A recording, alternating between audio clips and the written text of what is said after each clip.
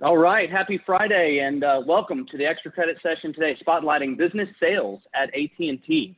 Thank you so much for participating in the AT&T Summer Learning Academy. Week 3 is coming to a close, and there have been a ton of great extra credit sessions so far, including one focused on the growth and speed of technology change, the importance of cybersecurity, and just yesterday was an event focused on technical project management. However, we have saved the best for last. Today, we'll focus on business sales at AT&T.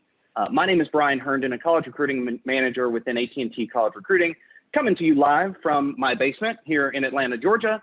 My role focuses on recruiting efforts for our B2B sales program, college hire program, which you will learn more about today. I've been with AT&T since 2009 and started through the B2B sales program. Since then, I've held roles in sales, recruiting, marketing, and recruiting again. But enough about me. Before we get into the fun stuff, there are a few housekeeping items. First off, this session is being recorded. If you're not comfortable with that, please feel free to drop the call now. A link will be provided to the recorded version of the session, and that'll be made available here in the next couple of days. Secondly, the chat option will be disabled for the majority of the presentation, but will be available during the Q&A session. So when it is open, feel free to introduce yourself, keep the conversation professional as well as relevant to the topic. Lastly, there will be plenty of Q&A time at the end. Please feel free to use the Q&A functionality on the Zoom platform to submit your questions. Now, let's get to the reason everyone has registered. We are joined today by Alex Jones, Assistant Vice President, leading the B2B sales program. He's a proud 2010 marketing graduate of University of Arizona, something he seems to work into most conversations. Started with the company in summer of 2010 through the B2B sales program, which he now leads today, which offers him a really good perspective on how to shape this program for success. Spent some time in a chief of staff role supporting our senior vice president over small business solutions, as well as a sales manager, product marketing before moving over to the B2B sales program. I can tell you that he's a good communicator with really a ton of knowledge about our business and our company, and is genuinely passionate about the B2B sales program and the people we hire into it. Alex's discussion today will help you learn more about the AT&T business organization we sell, the customers we serve, as well as how our products can make an impact on how they do business. And after all that, he's going to talk a little bit more about the B2B sales program career opportunity and talk you through what it takes to be successful in this program. Alex, welcome to the Summer Learning Academy. Take it away. Awesome. Thank you for that awesome introduction, and so pleased to be here and to be invited to speak with you all. Again, let me share my happy Friday praises to you all. I understand this is a extra credit session, so if I was able to capture your attention at 2 o'clock on a Friday, I guess our recruitment team did a great job either bribing you or this topic is of extraordinary interest to you. So I hope to use the next few minutes and make this a really valuable time for the next few minutes I'm with you. I thought what would make sense to frame this discussion around first talking a little bit about AT&T business. I'm sure the majority of you interact with us from a consumer lens, with whether that be via our advertising you see on the commercials or radio or print or social media advertising, or whether that be interacting with us from a retail environment with our retail stores, or perhaps you leverage us for your home internet or your home broadband video service as well. And so what I'd like to do is spend some time talking about a very large business unit within AT&T, our AT&T business segment. And then I'll dive a little bit into how we're organized, the type of customers we serve, the type of solutions we provide. And then I'll, as Brian mentioned, give my program some shameless plugs around what it is that we do within the B2B sales program, who it is we're interested in and bringing into our program, and recent college graduates like you soon will all become, if you aren't already, will be great candidates for this program should we capture any interest of you over the next we'll call it 30 minutes. I'm going to leave plenty of time for Q&A. So please mark down any questions you might have or any interest in topics I may spark with you over the next few minutes, and would gladly address them, as I certainly don't want to bore you with my voice for the next 45 minutes straight. So we'll be sure to leave plenty of time to have some interaction towards the end of this. So what is AT&T Business? I believe many of you have heard from our leader, Ann Chow, earlier in your sessions with us. She is our CEO of AT&T Business. I believe her topic was around leadership and resiliency. So hopefully she gave you a little bit of insight into her segment that she runs, and specifically how our program will be diving deep into providing her organization talent. But let's go over some really fun stats first on AT&T Business, who we are, what we do. We're a $47 billion business. That's what the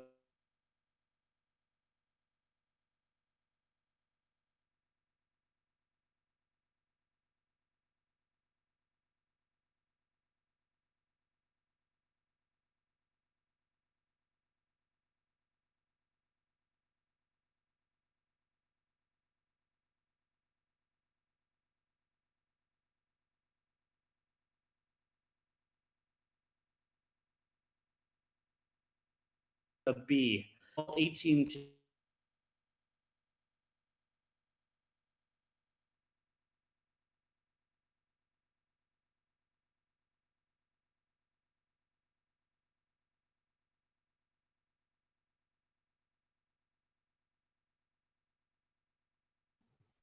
I'm wondering if I lost you all there.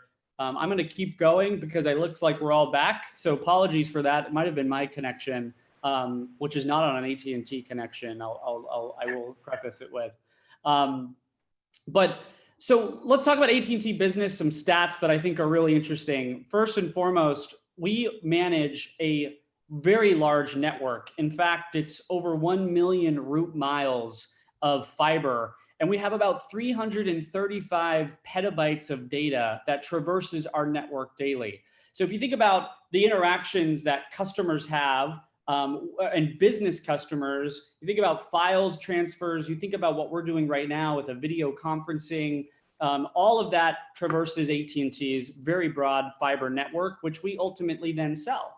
So we provide businesses connectivity. In fact, we have 8.5 million customers within or on 1,000 feet of fiber, AT&T Business Fiber. So a lot of businesses can interact with us from a fiber broadband perspective, in addition to our wonderful mobility network and the 5G nationwide coverage that we will have by the end of our summer.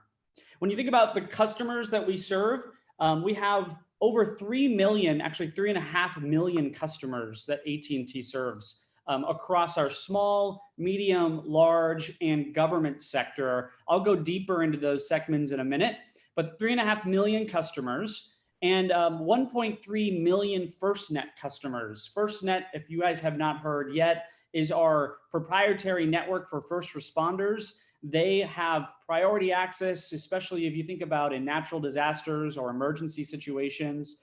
This is a network just for them to be able to communicate and not let any congestion from the public consumer networks or commercial networks, and give priority to those serving our first responding agencies, as well as our medical industry. And we'll go into further detail there, but a really phenomenal network that serves over 1.3 million customers today and growing.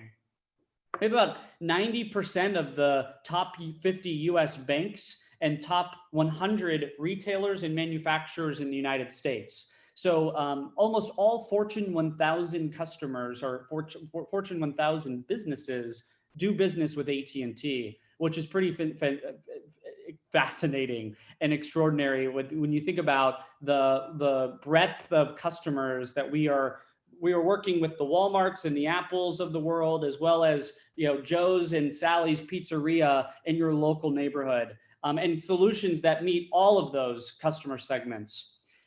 We have 2.5 million small businesses. So if you think about, I mentioned what 3.5 million customers, the majority of those customers are small businesses that we serve. And specifically, the organization I report up through serves those small and medium-sized businesses, which is a fascinating industry to be in right now.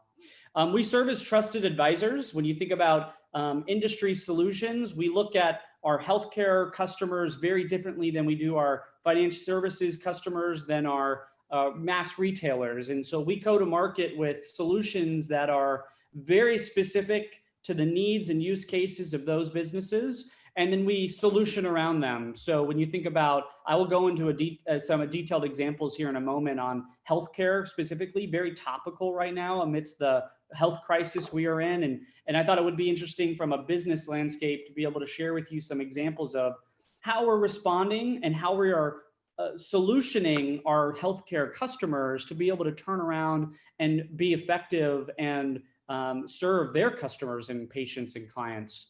We have $200 million that we've invested in our employees from a skills transformation perspective. So we are on the cusp of transformation, accelerating into that amidst COVID, and training and developing our employees to come along with us, as well as be on the forefront of the future of what AT&T will be, specifically in business as well. And our commitment is for our customers and our communities. So we are, as a company, prioritizing our customers and communities all around us, and this is at the forefront of our mission. So if we want to advance to the next slide, I think what's helpful to keep us grounded in terms of what is the mission of AT&T Business?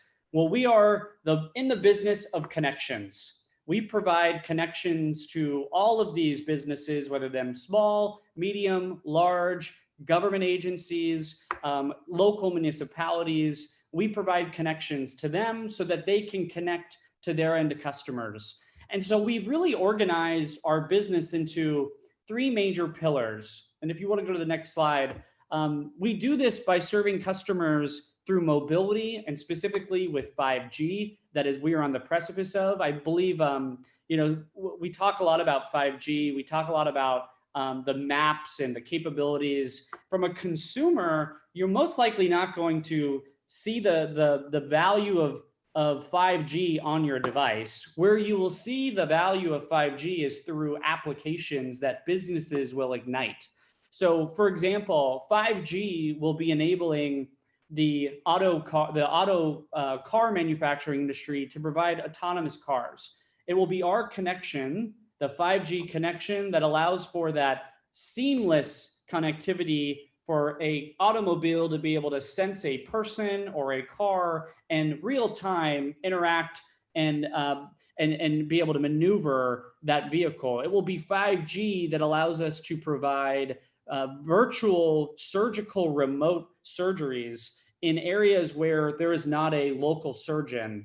So all of these applications of what 5G will enable are really, we are on the precipice of bringing into the market, as well as innovating on today. I don't believe, we have some use cases that we've already developed that we're already putting into practice, but I believe we're just at the beginning of this journey of what all 5G will unlock for humanity, for business, especially as we go into how models are changing at the output and the sunsetting of COVID, as we move through COVID, and what technology and mobility will do to help transform business models. You'll see that our mobility network, we have over 200 plus countries where AT&T offers talk, text, and data coverage. We have streamlined business operations through mobility applications. If you think about companies with large fleets, plumbers, any type of dispatching that either goes to a home or a business, we provide mobility solutions that allow businesses to track those very valuable assets, help with route and dispatch optimization. So if you think about where a current technician is and jobs that still need to take place, leveraging the mobility network to help route those assets and route those technicians a certain way. The mobility network helps empower that, as well as the applications that run on it. And we're obviously the first US carrier to introduce mobile 5G, as are we the fastest, best reliability, and all of the third-party metrics that we have published that I'm sure you've heard at nausea over the past few weeks in your time with us here. We also, not only do we provide mobility connectivity, but we provide enterprise networks. So this is our fixed wireline business. And you think about the connectivity like to your home, where the broadband connectivity, we also have dedicated high-speed connectivity for major commercial businesses. So shared broadband as well as dedicated high speed. I mentioned earlier the 1.1 million high-speed fiber route miles we have globally. We sell that to customers to be able to connect their locations together, as well as provide really robust connections so that they can run cloud applications and or collaboration applications within that business specifically. We do over more than 100 billion vulnerability probes daily. So security, cybersecurity is kind of layered in over all things that are the networks, whether that be our mobile network or our fixed network. Security is baked into all of these applications, and that we are constantly scanning and probing for vulnerability risks and exposure points so that we proactively maintain those and avoid those for our customers who are on our network. And we're covering the business transformation from edge to edge. What this means is your end device to the edge compute, the network that the data points are transversing to the originating location of whatever that transaction might be, whether it be an office, whether it be a data center, whether it be a website. We are providing edge-to-edge connectivity and security through our applications. And then last, and certainly what's probably most topical and somewhat innovative, is our Internet of Things.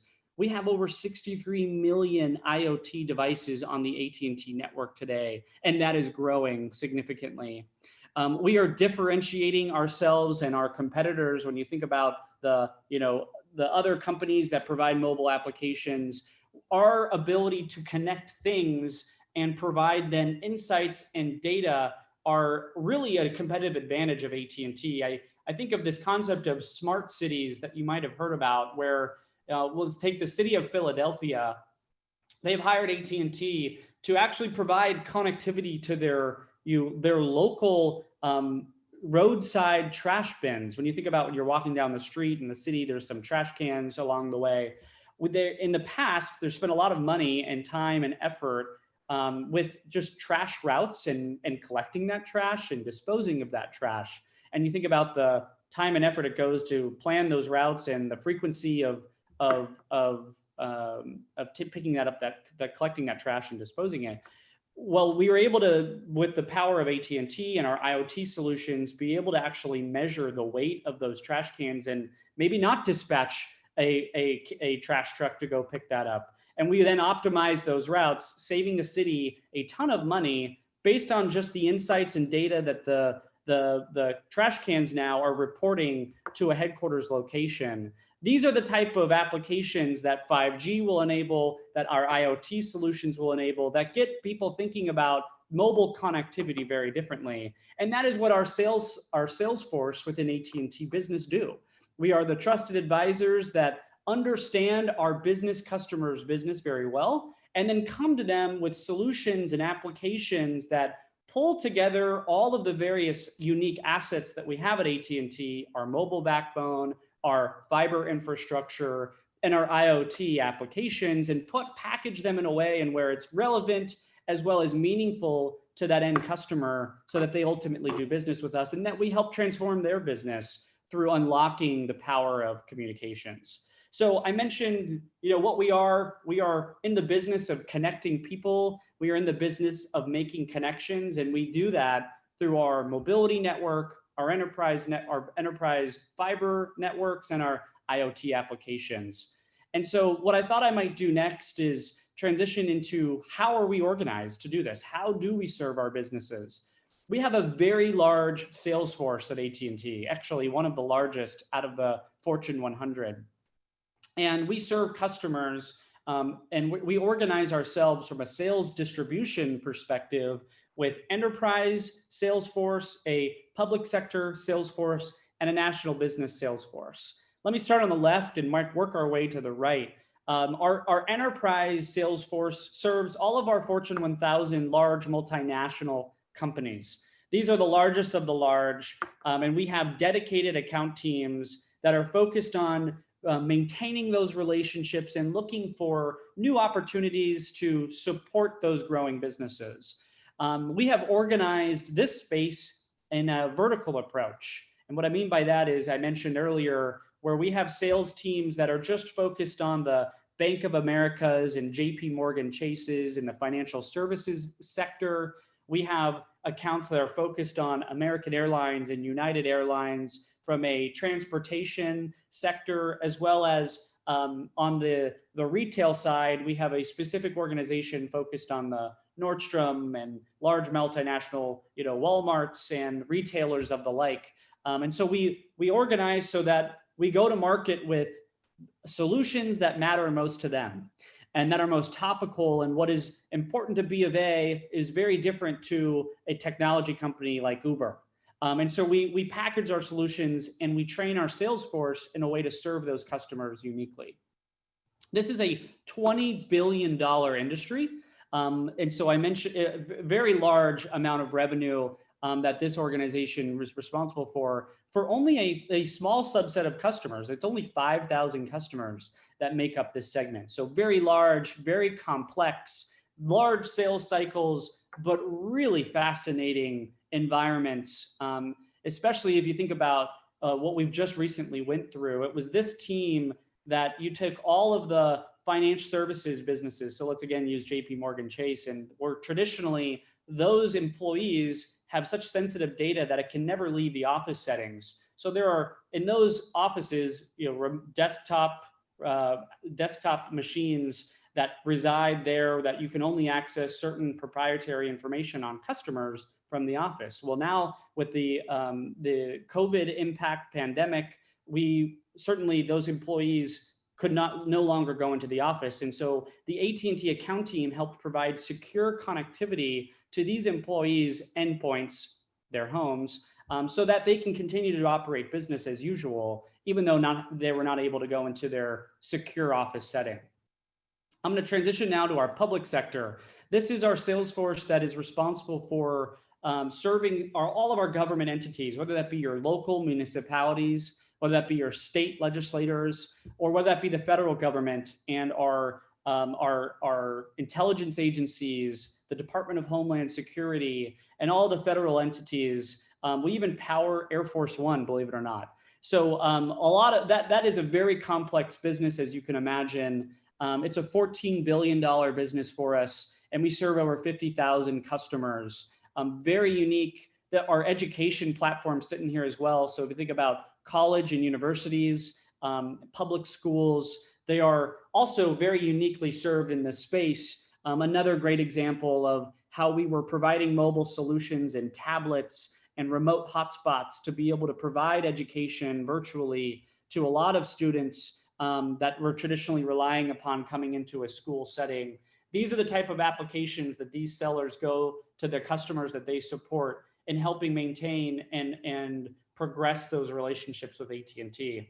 I'm a little biased on this last segment. It's where I've spent the majority of my career. It's in the small and medium-sized business segment. This is a fascinating segment. It moves very fast. We get to interact with companies that are on their startup, that grow to be very large, very interesting and fascinating, innovative companies.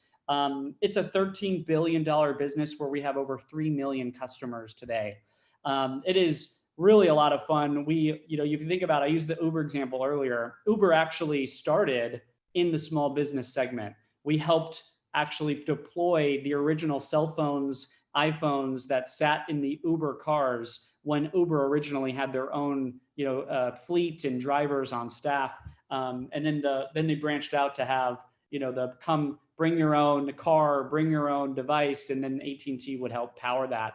And so then they've grown, obviously, to become a very large customer and no longer with us. But I use that as an example of so many businesses look and feel like a small business. And that allows us, from a salesperson, it makes every day look and feel very different. I talk to business owners, CIOs, CTOs of very different businesses, and it's just a fascinating industry to be in.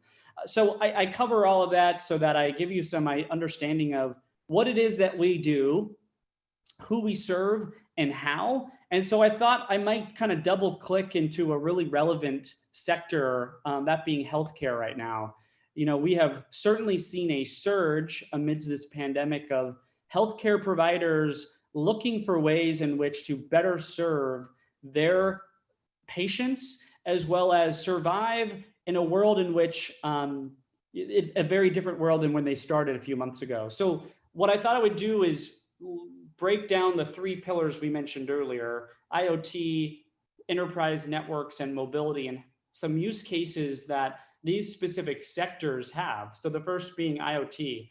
We've helped healthcare businesses utilize IoT devices so that they can remotely monitor these really critical, vital machines. So remotely monitoring hospital beds, remotely monitoring hospice centers or elderly care centers where it actually is harmful. We all know the statistics and trends around COVID and elderly. So if we can avoid elderly folks coming in contact with medical staff by remotely monitoring those individuals, we've helped empower very many healthcare businesses to do that, as well as transfer data much faster and securely. I'll go through the security component in a moment, all by collecting this data and remotely powering a lot of these devices. If you think about doctors now carry around iPads because the stats and vitals of their patients in hospital beds, which used to reside on a clipboard outside those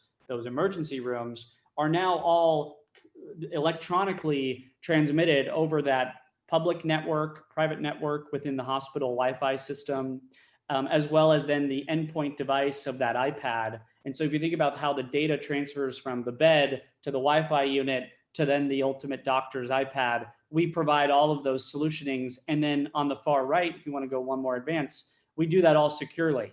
And so the AT&T cybersecurity solutions that allow us to transmit very sensitive data, also very large data. Think about how large of a file a CAD, a CAT scan or an MRI, that takes up a lot of bandwidth. And so we have acceleration points to where doctors trying to transmit this require a lot of broadband. And so we help them do that seamlessly and very fast so that those who need those type of information get it very quickly, but also securely, so that there's no breaches in sensitive data, as well as patient data, which also from a HIPAA compliancy perspective is super important.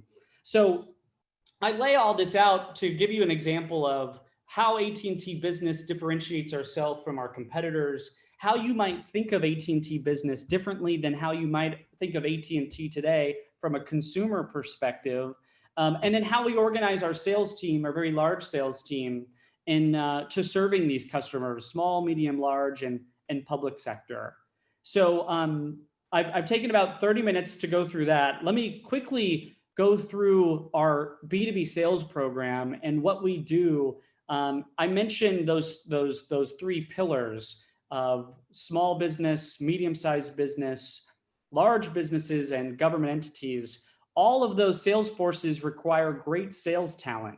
And since we have a large sales force, we are constantly needing to be bringing in new talent to provide sellers of the future. And that's exactly what the B2B sales program does. It's a 4 to 7 month intensive training program. It's an inside sales program where we take recent college graduates, perhaps with no experience in technology, perhaps with no experience in sales, but graduates who have an interest in sales and a career in sales. We bring them in to AT&T. We provide them robust training over a 4 to 6 month time frame. We get their feet wet in the application of what it is that I just covered you. What is it? What do we sell and how do we sell it? And who are the customers that we serve? We go through all of the various tooling and instrumentation that our sellers have at their disposal to effectively sell. And our program typically resides in Dallas, Texas. So pre-COVID, we relocated everyone to Dallas. and we put them up in corporate housing for this intensive 4 to 6 month training program. We have a kind of like a college-like campus out here in Dallas, Texas, right up the road from our headquarters, where we have a apartment complex on site of our administration buildings, our offices. And so a really great experience of that transition from academia into corporate America. And what we do is provide that transition really seamlessly by relocating everyone to Dallas. They get put up in this housing. We provide free food and a really subsidized housing. It's like $500 a month for rent. A really lucrative pay structure. So all sellers who start with us are on a lucrative salary plus a commission-based structure, so that you have the opportunity to earn money for anything that you sell. So one of the beautiful things I love about sales is your day-to-day activity is directly correlated to your financial earning potential. And I love that because I used to I love to know that the harder I work, the more I can get paid, versus salary role, which is a little bit harder to correlate performance and day-to-day activity with earning potential. We have a ton of executive exposure in our program. At least once a month, we have an executive come and talk about a various piece of our business.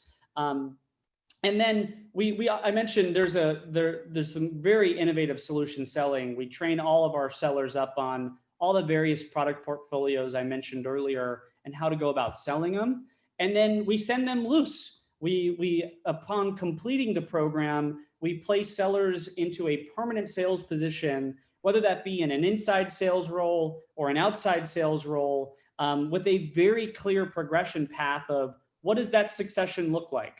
What do I do to progress and get promoted within AT&T business? We lay that out very clearly, so you know going into your first role what exactly how you will be evaluated, and more importantly, what you need to do to progress.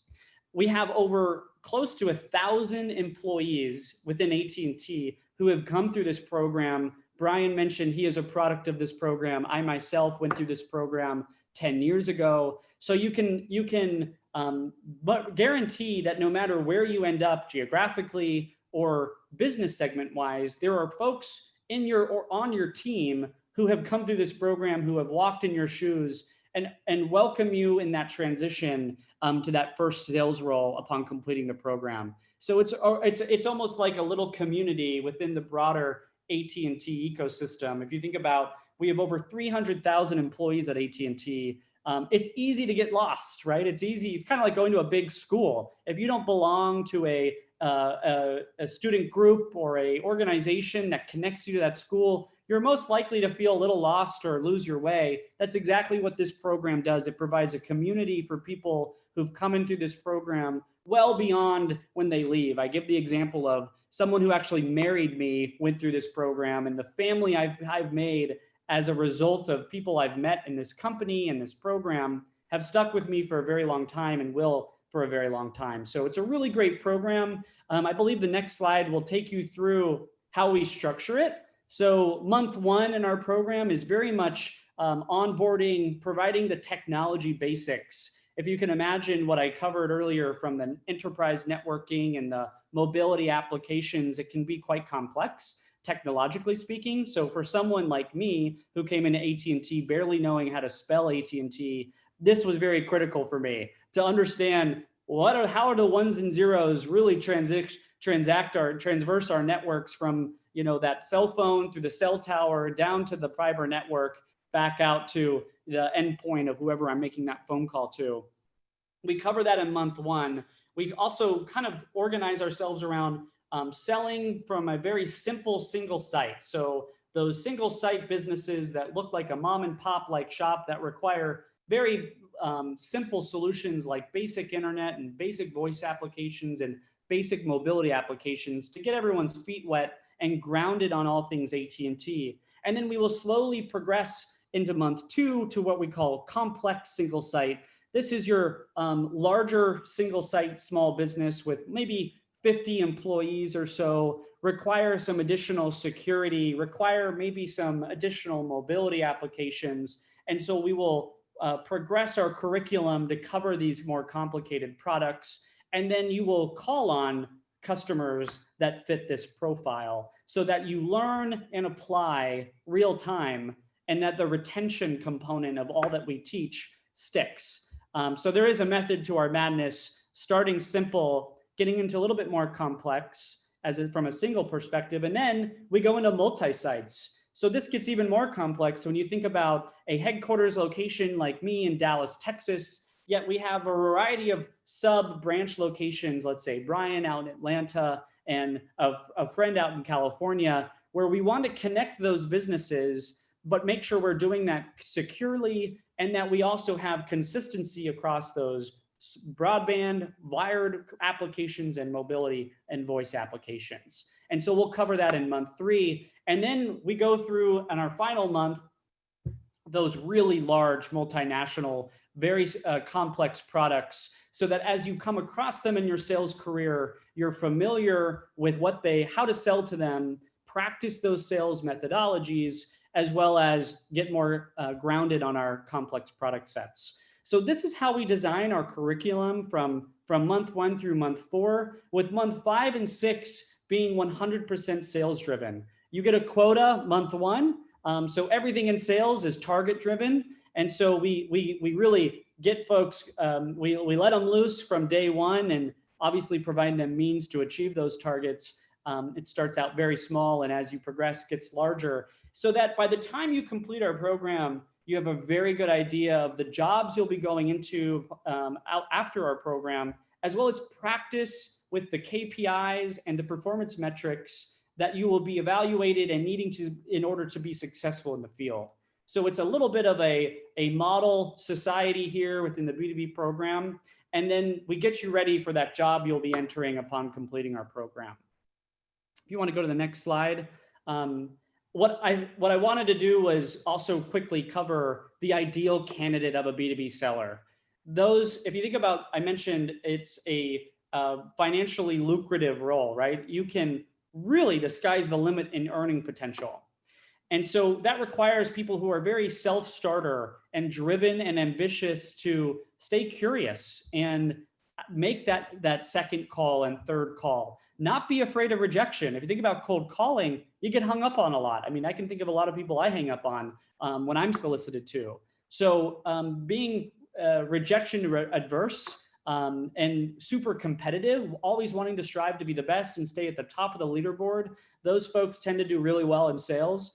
And as I mentioned earlier, if you are financially driven and performance motivated, this is a great place, because there's always a scorecard. There's a scorecard for everything in sales. There's always a leaderboard. You'll always know who's at the top.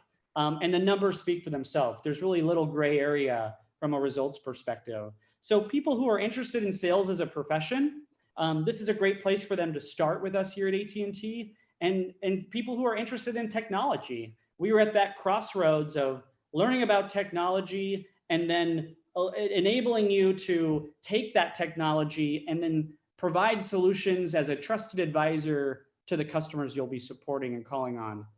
This is a fascinating industry. I mean, it changes every day. Think about the new cyber threats. There's a new one every minute. And so you have to be a continuous learner. You have to be really curious about and interested in the technology, because you will ultimately be selling to technologists. We typically sell to CIOs and CTOs of the businesses we support.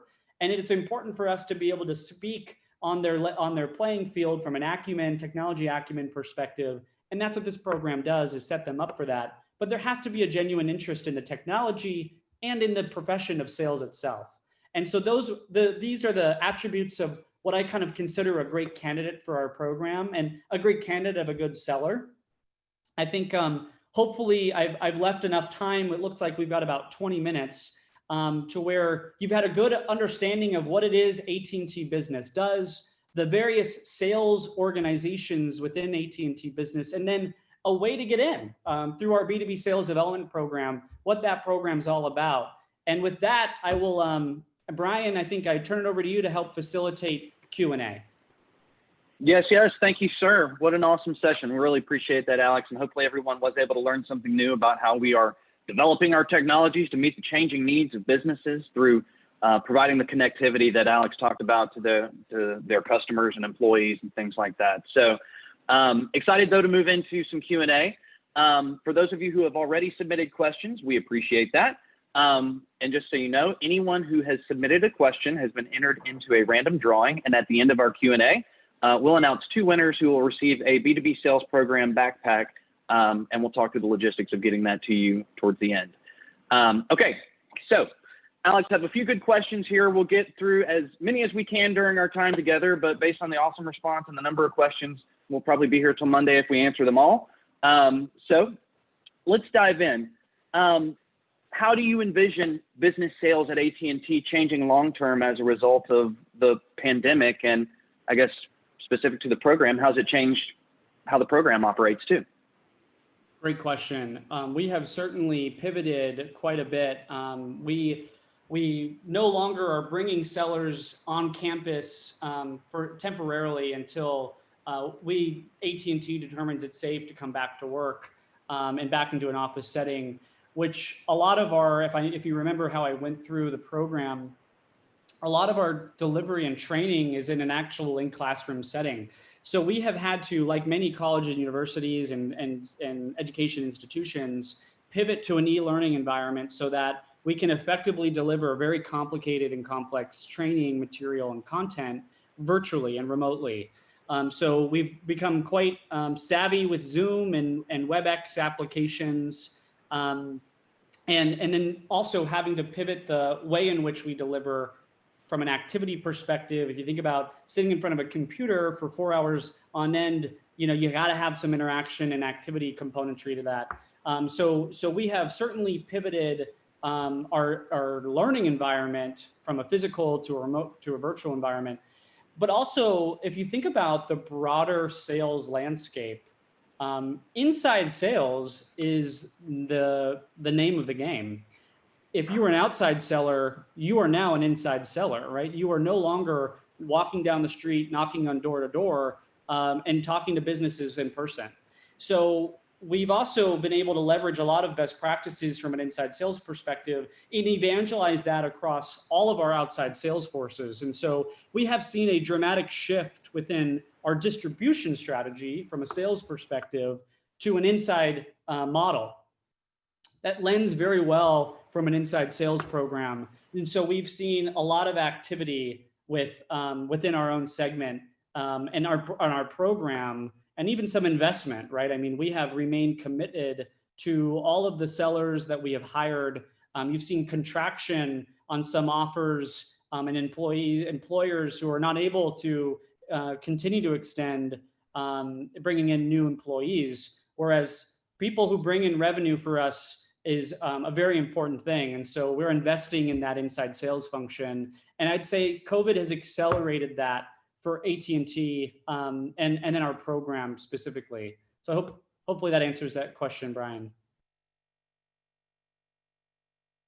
And you might be on mute. I see your there now we're talking. Sorry about that. Another question on kind of moving into sales as someone who maybe doesn't have a sales background or degree specific to marketing and things like that. How would you expect someone like that to be eligible for this program and to be successful? Yeah, I think, what's actually quite amazing is how many schools are now offering accredited certifications in majors or minors or certifications in professional selling. So for that, as a sales leader, I love that there is an investment amongst the education community and academic community to prepare sellers for this profession. That did not exist when I went to school as a marketing major at U of A. And I don't think is critical either. I think it gives you a leg up, and I think it is obviously helpful for you to narrow in on a subject matter area that interests you for your career.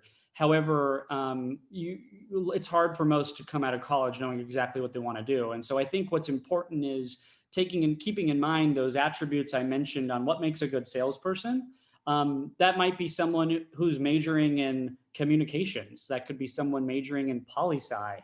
I've seen some very interesting majors come into our program and be quite successful that would be, I guess, not traditional to your marketing or sales background. So I'd say the sky's the limit in terms of your background.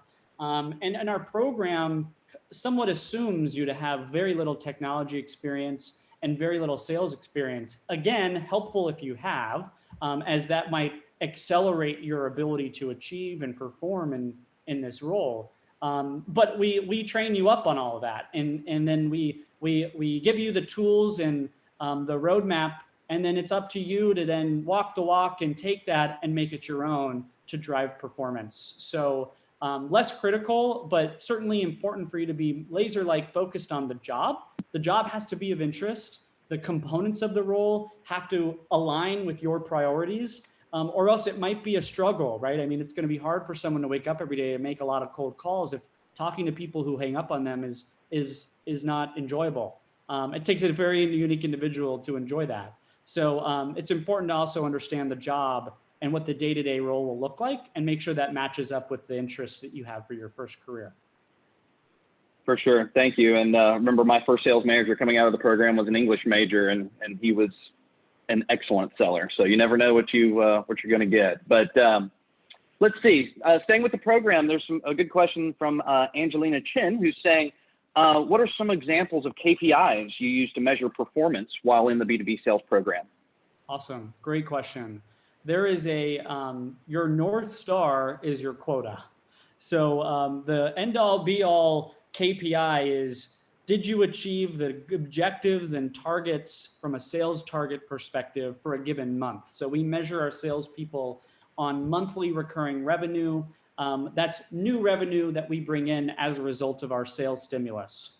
So number one, your quota. Number two, there's a certification program within the B2B program. So we have checkpoints of, did you do these specific trainings? And did you score specific scores on certification metrics within that broader checkpoint? So along the way, there's like these little kind of milestones that have very specific KPIs that say, did you meet those objectives? Also, did you hit your quota? If so, great, move on to step 2. And so that's that's how we've programmed the B2B program. And then it's very much in line with expectations of life beyond B2B. So when you go into the field, you really live and breathe every day based on your number. And your number actually results in a lot of numbers. So that's your mobility target. You have a wireline target. And then we might have some activity standards, like you need to make a certain number of calls a day, or you need to have a certain number of proposals out in a given month. And so those are some leading indicators that go into the ultimate KPI, which is sales attainment and quota attainment within the program, and then the roles we put people into after. Great question. Yeah, thank you. And another question kind of about sales strategies a little bit amidst the pandemic.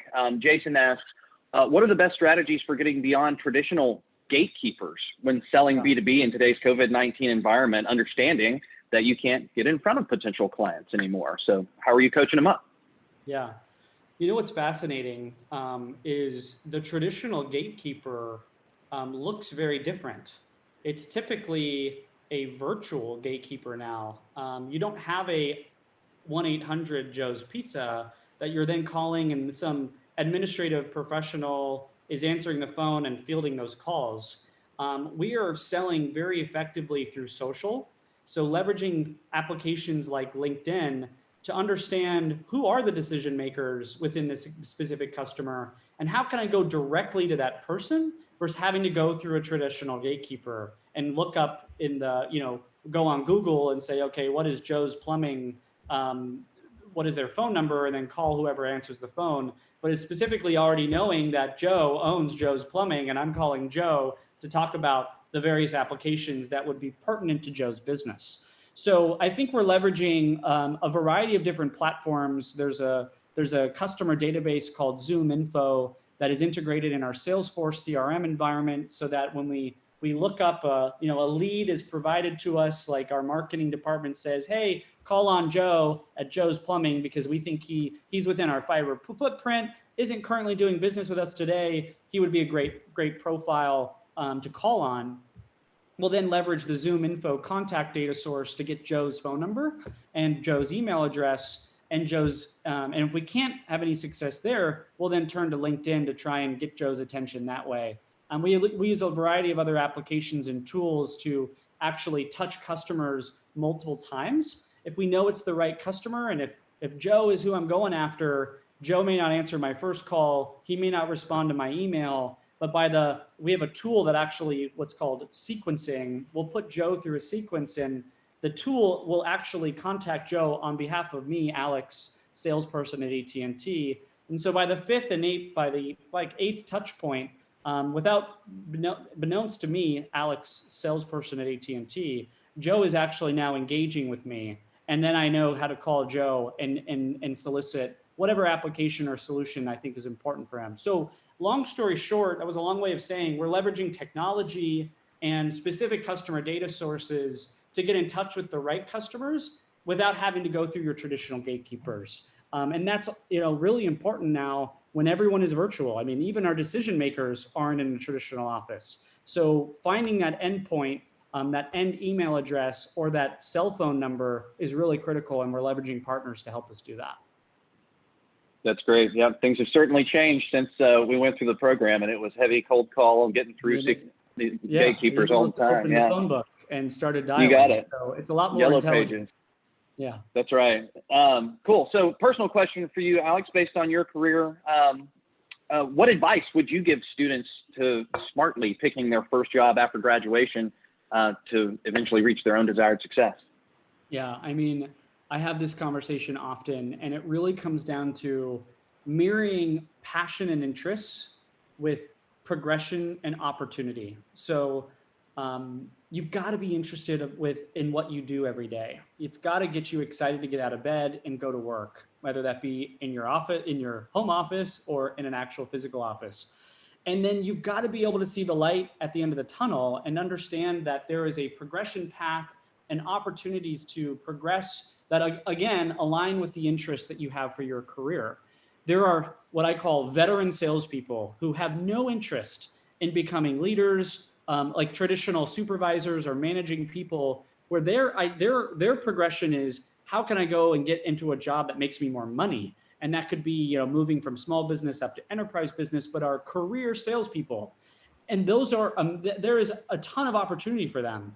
But there's also an opportunity with us to look at becoming a sales manager, or perhaps going into specialty sales or a broader sales leader, or perhaps maybe even going into the technology side of the house after engaging with our customers and understanding where there are gaps that we still need to go meet from a product portfolio perspective. And so I use that example as, there's a variety of different ways you can take a career at AT&T. I mean, even outside of sales, I mentioned there's 300,000 employees. That means there's 300,000 jobs. I've had seven different careers, starting in sales, going into marketing, doing a chief staff role. I was in HR with these guys until they kicked me out. And I guess salespeople don't make very good HR people. So I didn't last very long there. And then they put me back into sales. And so I think you can have a variety of careers within a single entity. And I would encourage anyone who's looking at that first career step, does the company you'll be joining provide and align with you on your career aspirations and provide you opportunity to meet those goals? And couple that with what you'll be doing every day. Is it exciting and of interest to you? And I think if you get yeses to both of those questions, you found a really nice match. And I'd encourage you to dive in head first. That's great. Thank you. And I think one of the more common stories you hear from people who've been at AT&T for any period of time is that they've worked their way around the business and done several different things across a lot of different business units, which is a huge plus for me. Another question from Alejandra. Alex, throughout your career, what has been the biggest challenge that you've faced, and how did overcoming that challenge help you further your own professional development? Wow, that's a really great question. I've been faced with many challenges. I don't know if there is a single one. I would say that what I suffer from is I always I always recommend people to stay curious, and curiosity does sometimes kill the cat, right? Is that, I think that's the saying. And you can never stay too curious, but you can also get a little overwhelmed. I mean, our technology is so complex. I remember when I first started out my career, I literally wanted to be a networking expert. That's how I felt as though I'd be an effective salesperson, is if I could talk like the CIOs and CTOs I was speaking to, but they have had a career of technology experience, and I was 1 year out of college trying to effectively communicate to them. And so I struggled going too deep, too quick, without taking a step back and looking at the broader picture of getting just enough to be dangerous to be effective.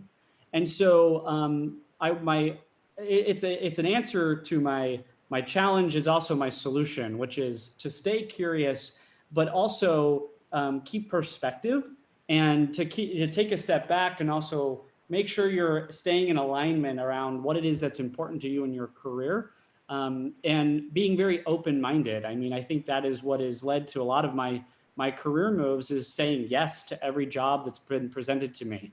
And so that has weaved me around our business in a variety of different fashions that I've learned a lot. And I think that me being open and curious and flexible has enabled my ability to do that.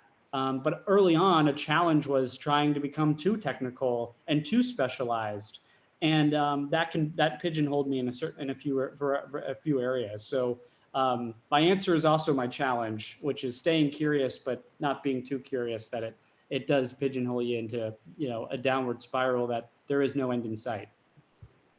Yeah, that's great. Self-awareness is key, right? Yeah. Knowing what your skills are. So that's going to pretty much do it as far as the questions are concerned. We're coming up right on time here. There are another 30 questions that we could get to, but I want to thank everybody for attending. Hopefully you found the session to be beneficial in understanding AT&T a little bit better, and how we serve our customers, and also what it takes to be successful in sales. Now, as you exit the Zoom session, you will see a SurveyMonkey link. We welcome and appreciate any feedback you're willing to provide on either this session or the Summer Learning Academy in general. But before we go, as promised, we do have 2 backpack winners. Thank you again for submitting your questions. Now, looks like we have a wheel on the screen. Is that Lahari? Oh.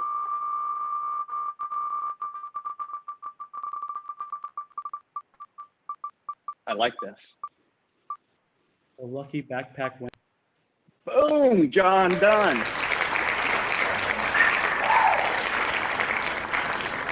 That's pretty good. I like it. One more. And John will be reaching out with how to, for your address and how to ship we'll ship it out to you. And Christina, congratulations. And we really, pause for the applause. That's great, guys. We really, really appreciate your participation, and for all the great questions, and Alex for all the great answers, and for the session in general. Anything else as we part, Alex? No, thank you all for the time. Thank you for indulging me in an hour of your time to talk a little bit about AT&T Business. Hope again this was valuable, and thank you for participating in our Summer Learning Academy. Hopefully this experience has been valuable to you all, and look forward to connecting with you. Feel free to connect with me on LinkedIn, and if I can be of any help in the future, please don't hesitate to holler. And best of luck in the next step for you in your career, and perhaps AT&T can be a part of that. So thank you for the time, and thank you, Brian, for having me. Awesome. Thanks, guys. Y'all have a great weekend. And I think in the chat session, there is also a link to the AT&T B2B Sales Program website.